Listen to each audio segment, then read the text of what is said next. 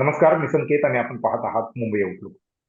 काल पद्म पुरस्कारांची घोषणा झालेली आहे आणि महाराष्ट्रातल्या ज्या चार कलावंतांना, लोककलावंतांना हा पुरस्कार मिळणार आहे, त्यापैकी एक लोकनाट्य कलाकार रघुवीर खेडकर साहेब आपल्या सोबत आहेत. मुंबई आउटलुक मध्ये सर तुमचं स्वागत आहे आणि आभार, धन्यवाद की तुम्ही आम्हाला वेळ दिलात.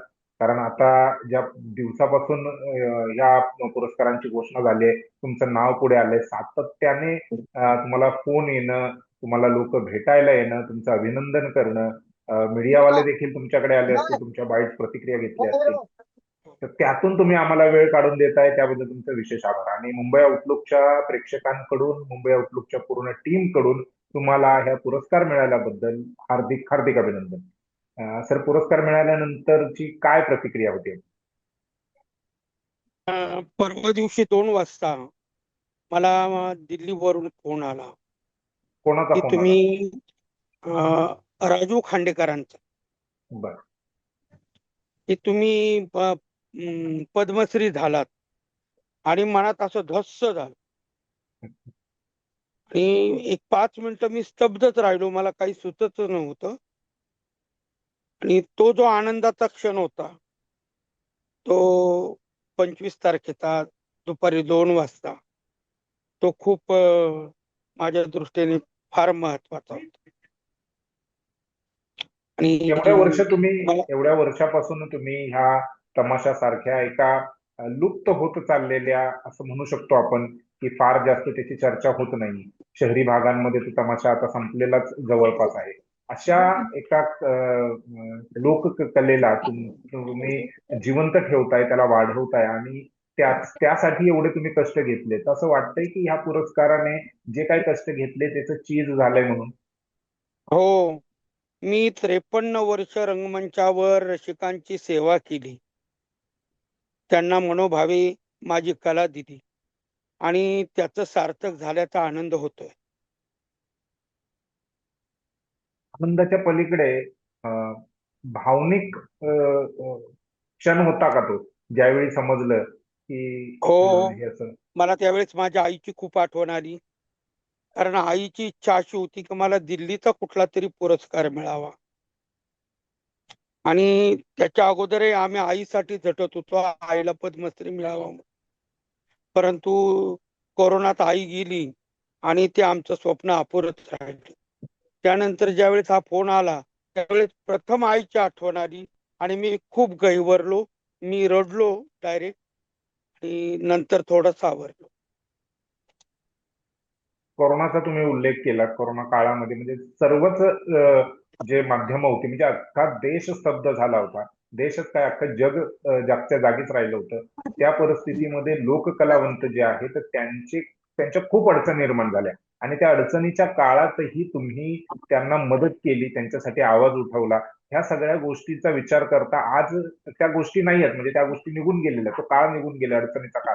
आता त्याला आठवताना कसं तुम्ही बघताय, कसं आठवताय त्या गोष्टीला? नाही आठवतो म्हणजे मी केलेलं उपोषण त्यावेळेस मी 60 वर्षाचा होतो. आणि उपोषण करण्यासारखं, कारण सकाळी मला मला हृदयविकार आहे आणि माझं बर. बायपास झालेलं आहे. बर. 2दा एंजिओप्लास्टी झालेली आहे. 10-11 वेळा एंजिओग्राफी झालेली आहे. त्यातून मला बीपी आहे, शुगर आहे. असं असतानाही मी त्या गोळ्या-बिळ्या न खाता त्या दिवशी उपोषण केलं होतं. 2 वाजता आमदार अतुल शेठ बेनके आले, जुन्नर तालुक्याचे आमदार, आणि त्यांनी माझं उपोषण सोडलं. त्यावेळेस खंडूराज गायकवाड म्हणून आपल्या मंत्रालयाचे जे पत्रकार आहेत तेही आले होते प्रतिनिधी म्हणून. त्या दोघांनी मिळून माझं उपोषण सोडायला लावलं. तो क्षण मला आठवतो, कारण मी कलावंतांसाठी ते उपोषण केलं होतं. बरोबर आहे. माझं मी म्हणजे सुरुवातीला जसं म्हणालो की हा एक लोकनाट्याचा एक असा प्रकार आहे, कलेचा असा प्रकार आहे जो हळूहळू लुप्त होत चाललेला आहे. म्हणजे त्यामध्ये देखील दोन प्रकार आहेत. म्हणजे माझी माहिती जर करेक्ट असेल तर, नसेल तर तुम्ही ती दुरुस्त करू शकता. एक आहे पारावरचा तमाशा, दुसरा आहे तंबूतला तमाशा. तुम्ही जो प्रकार घेऊन चाललात तो तंबू मधला तमाशा, म्हणजे ज्याला आपण तिकीट काढून जे तमाशा बघायला येतात. पारावरचे तमाशे आजही कुठल्या जत्रेत, यात्रेत होत असतात. परंतु तिकीट काढून तमाशा बघायला येणं ही किती म्हणजे तुम्हाला आत्ताच्या घडीला ही चॅलेंजिंग गोष्ट वाटते? आता कसं आहे, लोक जमिनीवर बसायला नको म्हणतात. हम्म, जर आम्ही फडमालकांनी खुर्च्यांचं नियोजन केलं तर प्रेक्षकांचा ओघ पुन्हा वाढू शकतो. आणि पूर्वी 5 तास कार्यक्रम चालायचा, तर तो कार्यक्रम जर 3 तासात केला तर लोकांना आता वेळ नाही 5 तास बसायला. तीन बरोबर. तासात जर तो कार्यक्रम केला तर लोक नक्कीच त्या कार्यक्रमाचा स्वीकार करतील. आणि बरोबर. पुढच्या जर असेल तर लोकांना फार बरं वाटेल बरोबर. आणि पुन्हा या कलेला चांगले दिवस येतील असं वाटतंय. नाही, चांगले दिवस यावेत म्हणून तुम्ही कोणत्या गोष्टी करत आहात? म्हणजे जसं तुम्ही सांगितलं की खुर्च्यांची व्यवस्था असेल, याच्या व्यतिरिक्त. आता हा. आता मी नवीन डिजिटल रंगमंच बनवलाय. म्हणजे बर. आताचे जे इनोव्हेटचे कार्यक्रम होतात, तो टेक्चरचा रंगमंच असतो, तसा रंगमंच मी बनवलेला आहे. त्यातून लाइटिंगची व्यवस्था, अगदी एखादा मोठा मोठा एकदम मोठा ऑर्केस्ट्रा असेल, किंवा आपले अजय आतुर यांचा ऑर्केस्ट्रा चालल्यानंतर कसं स्टेज असतं तसं स्टेज मी बनवलेलं आहे. बर. त्याच्यावर मी कार्यक्रम सादर करतोय. म्हणजे तरुण मुलांना आकर्षित करण्यासाठी मी प्रयत्न करतोय की तरुण मुलं तमाशाकडे आकर्षित व्हावेत आणि तमाशाला भवितव्य लाभावं, यासाठी मी प्रयत्न करत आहे. बरोबर. ह्या गोष्टीचं म्हणजे कसं बघताय? म्हणजे मला तुमच्याकडून जाणून घ्यायचं आहे की तमाशाला एका वेगळ्या दृष्टिकोनातून बघितलं जातं किंवा तमाशामध्ये काम करणारे जे कलावंत आहेत त्यांना एका वेगळ्या दृष्टिकोनातून बघितलं जातं. म्हणजे संपूर्ण समाजच असं म्हणणार नाही, परंतु काही लोक त्यांना वेगळ्या नजरेने बघतात, विचित्र नजरेने बघतात. तर त्याला तुम्ही कसं बघितलेलं आहे, कसं झेललेलं आहे किंवा त्याचा कसा सामना केलेला आहे तुम्ही आजपर्यंत? त्यांना मी नावं ठेवू शकत नाही, कारण त्यांनी तमाशाच पाहिलेला नसतो. जे तमाशाला नावं ठेवत असतात ना, हं, हं, त्यांनी मुळात तमाशा पाहिलेला नसतो. त्यांनी तमाशा कुठं पाहिलेला आहे? चित्रपटात. आणि हं, चित्रपटाने एकेकाळी तमाशाला बदनाम करून टाकलं. चित्र तपस्वी व्ही शांताराम बापूंनी पिंजरा चित्रपट काढला. चित्रपट अगदी उत्कृष्ट, सगळ्या कलावंतांनी उत्कृष्ट भूमिका केल्या. संध्याताईंनी, डॉक्टर लागू साहेबांनी खूप उत्कृष्ट भूमिका केल्या. परंतु त्या चित्रपटाने तमाशा इतका बदनाम झाला की तमाशातली बाई एका आदर्श शिक्षकाला नादी लावून गावात नेते. तर असं घडत नाहीच आहे. मुळात बरोबर. तमाशातली बाई बाहेरच्या माणसाची लागूच होत नाही. तमाशात काही कमी पुरुष आहेत का म्हणून ती बाहेरचे पुरुष बघल? तर हं, तो म्हणजे त्यांचा जो आशय होता हं, चित्रपटाचा, तो चुकीचा होता. त्याच्यानंतर भरपूर चित्रपट असे आले की तमाशातली बाई पाटलाच्या मुलाला नादवली, मग पाटलाचा मुलगा तिच्या माग गेला. का बरं? पाटीलच का? गावातला एखादा चर्मकार तिने का नाही गाठला? पाटीलच का गाठला? आणि पाटलाजवळ असं काय आहे की तो पाटीलच तिने गाठला? हे सगळं चुकीचं आहे. चित्रपटवाल्यांनी हे चित्रपट त्यांचे चांगले चालावेत म्हणून आता मध्यंतरी नटरंग आला. खूप उत्कृष्ट भूमिका केली अतुल कुलकर्णी, खूप उत्कृष्ट. परंतु तसं घडलेलं नाही. तमाशातल्या तृतीयपंथी नाचा हा तमाशात कधीच नव्हता. तमाशाचा इतिहास 350 वर्षाचा आहे.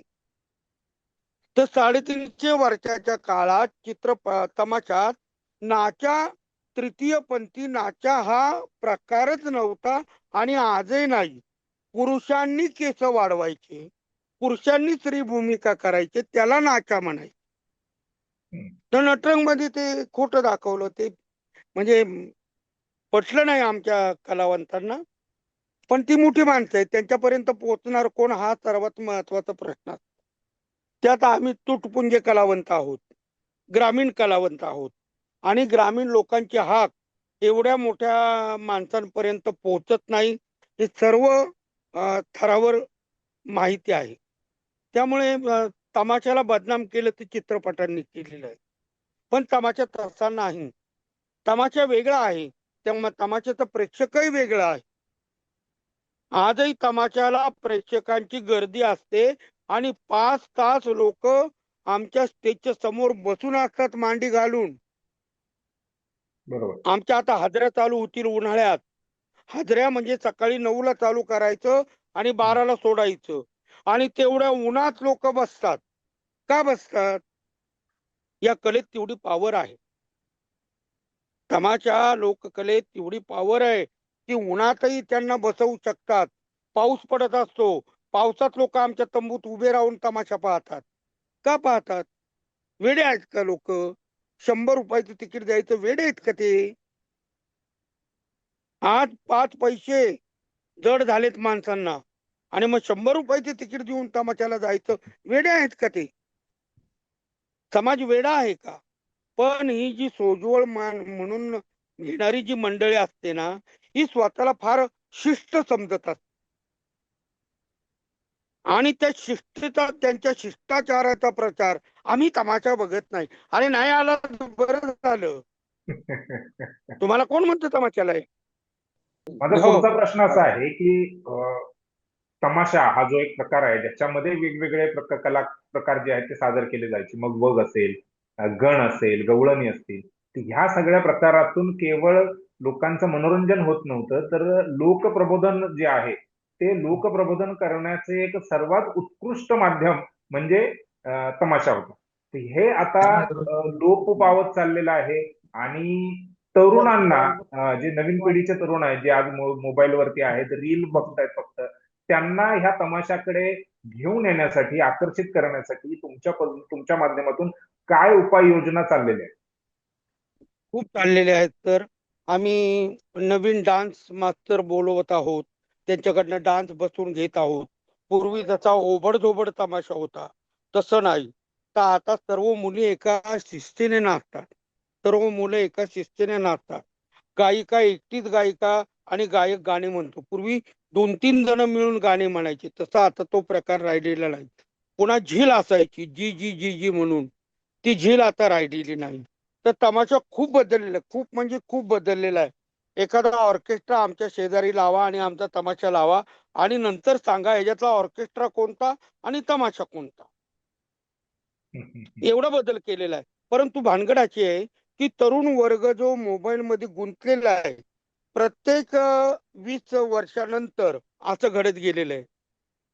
40 वर्षापूर्वी म्हणजे 40-50 वर्षापूर्वी सिनेमाचा पगडा तमाशावर आला.